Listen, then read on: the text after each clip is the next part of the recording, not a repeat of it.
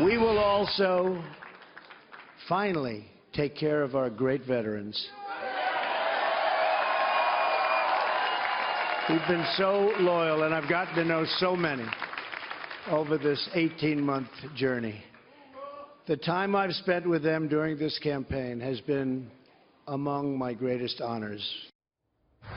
Trump has vowed to help veterans in every way, from post-service employment to critical health care issues. And he said it starts with reforming the Department of Veteran Affairs, which is mired in bureaucratic red tape, among other things. Joining me now, Congressman Jeff Miller, who is chairman of the House Committee on Veteran Affairs. Representative, thanks for joining us. Thanks, Charles. This has been a major issue front and center to the American public for a very long time. We were told perhaps if we had an outside business-like mind to go in there, we could see major reforms. Of course, that has not happened. The nightmares continue. How excited or emboldened do you feel now that President-elect Trump has made this a top priority? Oh, extremely excited. The thing I think that has to be done first and foremost at the Department of Veterans Affairs is to provide accountability, and that's something that Donald Trump understands.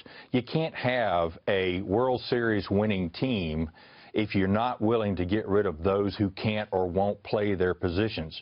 And unfortunately, the Department of Veterans Affairs under President Obama for the last 8 years has been mired in a bureaucracy that just doesn't want to move in the right direction.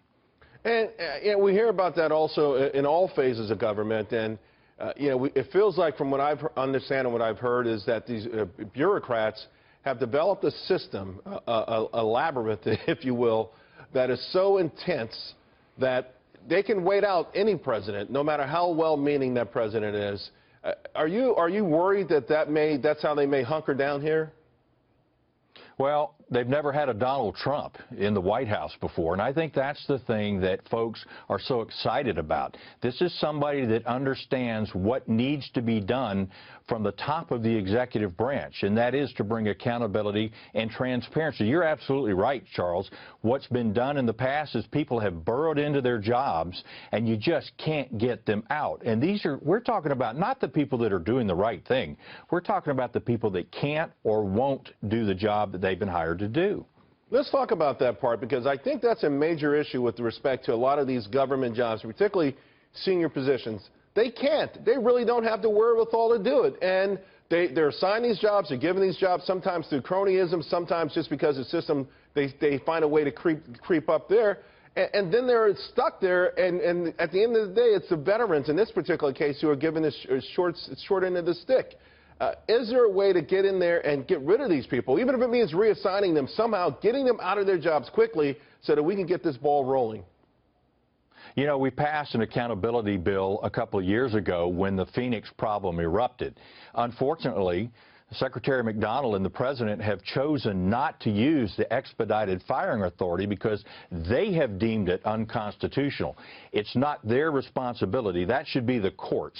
But the problem is we still have pieces of legislation sitting in both the House, in the Senate side. The House has already passed a bill, sent it over to the Senate. The Senate has their own bill that they can't bring it forward. And look, we need to lay down all the political sabers at this point and do what's right for the veterans, and that is making sure that poor-performing employees or those employees that break the law can, in fact, be disciplined up to and including firing.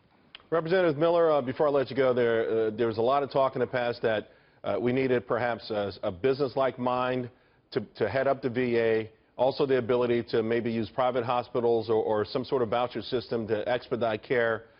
Is it important where the new leadership comes from at the VA? Of course, to be quite frank with you, your name is floating around as well. Well, there's no question that Donald Trump believes that choice is the path that we need to go on. We just had a year-long study that was done, presented to the Congress, and basically it says that veterans need to be provided the choice as to where they go, when they go, and who they want to see. And I think that is the way health care should be delivered and is being delivered in the 21st century. Representative Jeff Miller, thank you very much. Really appreciate it.